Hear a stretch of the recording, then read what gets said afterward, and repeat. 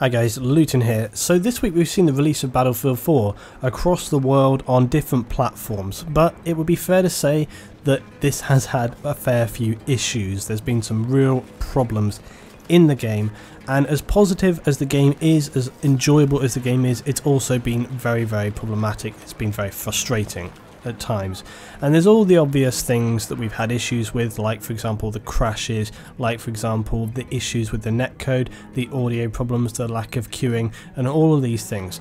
But you have to obviously still put that stuff into context against the fact that so far I've had a massively enjoyable time in the game. I've had some astonishing moments in the game, light armoured vehicles flying through the air, fire an RPG, blow them up. There's just been way too many things that you can go into, like crazy things, guy jumping off of the roof of a building, I snipe him mid-air as he's flying down off the building, all this kind of stuff. There's just so many amazing Battlefield moments, the boats coming into it, the water physics are astonishing, the colours in the waters, the whole sort of environment there. So there's so much positivity going on in the game, there's so much enjoyability in the game, but stacked against that is the fact that you've had the agonising crashing issues and all of this stuff on board. But remember what I've said before, okay? And this is what I saw somebody else say on another one of my videos, like, oh, don't minimise the issues, Luton, they're big issues, don't try and sort of minimise them, make them seem, you know, not as important as they actually are. Not at all, you know, they are big problems, they need to be fixed, but this is the thing, the thing for me is always how the company addresses the issue. And this is what I've said, as you know guys, in multiple videos before. This was my problem with the COD games, was that when they had these breaking issues, they seemed to not care. They wouldn't respond, and often they would take a long time to fix them up. Now, I'm not going to go on about that, but the point is it's more important to me how the company responds to these issues rather than the issues themselves in some ways, you know. And DICE so far have actually been very, very good at this, okay? The first week we've had tons of communication, alright? They've been acknowledging the issues, which is really important, because I often feel like a lot of the time what gamers really want is just the acknowledgement of it. Because I think the majority of gamers are, you know, they understand that these things are difficult. They understand that there's going to be issues, and despite what people say and what we'll say in the comments here, I still believe that the majority of people are, you know, well informed enough to understand that these things are going to happen, and they just have to deal with it.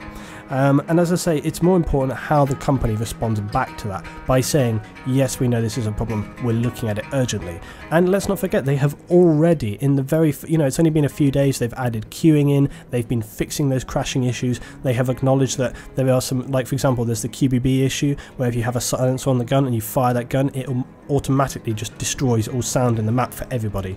So that's a really weird glitch. Again, they have said that they are very aware of these things, and I have been told as well that they're very sort of close to fixing that issue as well. But the main issue, the crashing, by the way, as well, the crashing has been kind of moderately done. There was another patch out today for the crashing. Again, they're sort of fixing up with that. I have had less crashes. Also, sometimes the server crashing seems to be weird. Like some maps I'll crash out more depending on the servers sometimes, and others not. But for me, again, like, you know, I had some games where I would join, crash. Sometimes I wouldn't even, I'd literally get into the lobby sort of screen at the beginning and crash out. But then I'd have other times where I play for like 5-6 hours straight and not have any crashes. So it seems it's not consistently bad. It just depends on the sort of luck of the draw. However, I am sure that everybody's experiences will vary, and that some people have had more problems than others. But as I say, the key thing for me is how they deal with it. And this is what's agonised me with some developers in the past, is the fact that they release the game out there and they don't care, they don't respond, they don't, you know, communicate with the community at all. They just sort of put it out there and go, whatever, you know. But DICE haven't, you know, they really care about this, and I know, and I'm sure that there's many people within DICE that are just as frustrated as you guys at this, because at the end of the day, it's their company reputation, and DICE are a company that really care. They're, you know, they're sort of a family, and the developer there, you know, they're sort of a family community. They really, really care. Obviously, the reputation of the company is so important, and if you release a game and it has a ton of issues with it, that reflects on them. So it's important to them that they iron out these things as quickly as possible, and they put a product out there that people are going to enjoy. Now, the crashing, as far as I understand it, is going to be fairly easily resolvable. So will obviously those weird other glitches like the audio stuff. Having said that though, let's not forget the audio glitch in Battlefield 3, which rolled on the console forever. I mean, it's like 6 months before that I don't know, well, I don't even know if it got fixed. It just went on and on. There was a weird audio bug where the audio would just drop out on PS3, and I think it never really got fixed. It did get fixed kind of late game, but it went on for so long. So let's hope that's not the case with Battlefield 4. I'm sure it won't be. They seem to be very proactive about it. But as I say, crashing aside seems a lot better. Now the netcode though. Now, I've seen other producers as well talk about it this week, obviously, because it's a big deal. The netcode is a problem.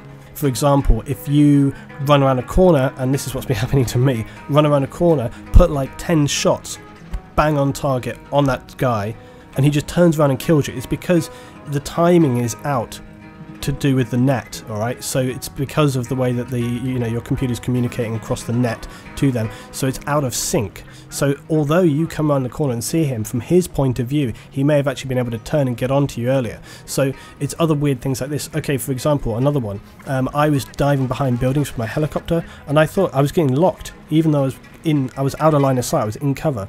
And I thought, what the hell? I thought they were like locking me through the building. They weren't. I was still being locked from when I was in the sky, but again, it's out of sync. So for me, it appears like I'm being locked through the building, when in actual fact, I was probably being locked before and fired at before. And so it has this kind of out of sync motion. It's agony. It's really frustrating in the game. Now there is a big question mark about it. There's a question mark of how deeply embedded the coding is for this netcode. Is it something that's going to be resolvable, or is it not? But I mean, often with these things, even if it's deeply embedded, they can patch onto that and sort of give it, sort of some workaround. But we really have to wait and see. I can tell you though that they definitely are aware of it. They're definitely aware of it. They definitely are looking at it. It's something that I'm pretty sure will be a high priority to look at. But we have still yet to see, I think, any kind of real communication about that. But I have spoken to some people already that I know through DICE, and pretty much said, yeah, we know this is a thing that needs to be looked at. So we're going to see what happens with that, but it is a bit of a question mark. It needs to be resolved for many reasons, for the enjoyability of the game, but it needs to be also resolved if they ever want to get esports off the ground, because if you have this kind of netcode in a competitive situation, that's just not going to happen. If they can't get that sorted out, then competitive is almost dead in the water, because if that's how it's going to work, it's just not going to happen. Now again, as always, I've seen a lot of people saying, well, they should have just tested it more. They should have checked all this stuff out, they should have put it out there, they should have spent more time on these kind of things before the game was released. But the thing is, a lot of people as well saying like, oh, they should have pushed the release date back until everything was ironed out. Here's the thing, when you're creating a game like this, okay, or anything, okay, you're going to go to the publisher and say, okay, we want to make this game, here's what we want to do, can we please have this budget, and this is the time when it's going to release.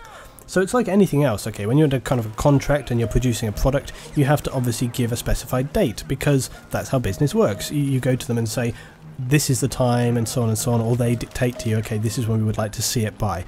You have to have some kind of endpoint, because otherwise there's a lot of logistics in place there which need to be prepared, and there's a lot of kind of marketing build-up, etc. Everybody needs to know when it's coming, and you can't just arrange all that last minute, okay? You have to have it built up to a certain point in time, and you need to be in a position to do that. Now different companies are going to work in slightly different ways. Obviously a company like Rockstar is going to work in a very, very different way to sort of DICE and EA. They have a completely different working thing, so that's why, for example, with Grand Theft Auto, they can stop and say, hey, do you know what, we're going to leave this for 6 months, okay? But even then, if they say 6 months, who knows, that game might have actually been finished 2 months previous to that. They may have just been giving themselves enough breathing space to actually say it, you see. But with DICE anyway, and with Battlefield 4, they will have said, okay, we're releasing end of October, and that's it, that's a deadline. Okay, like for me, okay, if I'm producing design work, right, I can't say to somebody, this is the piece that I'm going to work for, and I have it, I don't know, somewhere around this period. They need to know when it's going out by, or I get a time dictated to me and they say, okay, it's got to be done by here. There's no negotiation. You can't sort of get to the end of that point and say, I was kind of working on it and I didn't kind of like the way it was doing, so I'm going to add like an extra 2 weeks to this and then you'll have it then. No, it's a deadline. You've got to stick to the deadline and it has to go then. So I know people will not necessarily think that this is the way things work in the world, but they do. Okay, and it has to go to that point. And again, this is not my speculation. This is, again, people that I've spoken to that are within the companies. So when they have that point, they have to release at that time. But even then, put a pin in that, okay? There is another side to this, alright? And this is the way I think about it. a lot of people are saying, okay, well, they should push it back, they should delay it until the game is ready. Why do that? Because by putting the game out there, it enables them to have so many people live with the game, testing it. It immediately makes the whole process of finding issues with the game infinitely easier, because you have so many people with eyes on, so many people literally testing the game as it rolls, okay? And the thing is, it's not going to take any more time to fix it by doing that. In many ways, it's going to be better, it's going to be quicker by putting it out there, because you've got so many people assessing the game, breaking it down. They know how technical people are with the game. They're going to be looking at every minute aspect and figuring out what's going on there, and then giving them feedback, which is what people are doing now. Now people say, well, you know, that's what you should do in a beta and blah blah blah. Well, again, does it really make any difference? I mean, either way you're going to pay your money for the game, and you know, if you release the game and it's out there, well, at least during that period you can actually play the game, alright, and then they can fix as they go. But if they sort of say, oh, we're going to put it 2 months back, well, that's 2 months where you won't be playing the game, because they'll be fixing it and doing whatever they want to do with it. So would you rather have nothing, and then, you know, they release it later on the line and then maybe there's still some issues? Or would you rather have the game right there and have what we have right now, which is, to be honest, from my point of view, quite an enjoyable experience. I've had some agonizingly frustrating moments, but overall I would say, like, you know, 80% of the time I've had a really good experience with the game. Yeah, I've had some of these latency netcode issues. Yeah, I've had a load of crashes. Yeah, I've had times where I come around a corner and I aim dead on a guy's chest and I fire and the bullet seems to fly to the side of his shoulder. Does that happen the majority of the time? No. Most of the time I have a really, really good time with the game. I love all the map design, I love the way it works, and I love the new game modes. It works really well for me so far. And so, as I say, there are these issues, there are these problems, but the key is that they're dealing with them. The key is that they're communicating well and they're getting on board and they've got to sort it out. Now, you know, long term, do we know whether these issues are going to persist? Do we know whether the netcode is going to be fixed? We don't know. But this is, you know, this is the way it goes. I mean, people can complain as much as they like at the end of the day, but often these issues are out of their hands, and people can cry and throw their toys out the pram, but, you know, it's just the way it goes. And hey, look, if you don't like the game and you have a real big problem with it, take it back to the shop, you know? Because at the end of the day, you know, you're a consumer, you have the right to sort of turn around and say, this product was not fit for me if you don't think so. But as I say, we're only within the first week, and look already at what they fixed. Okay, it's only been a few days and they are all over this. I have full confidence that they're going to turn this around and fix it up, at least to a much more stable state. You know, nothing's perfect ever.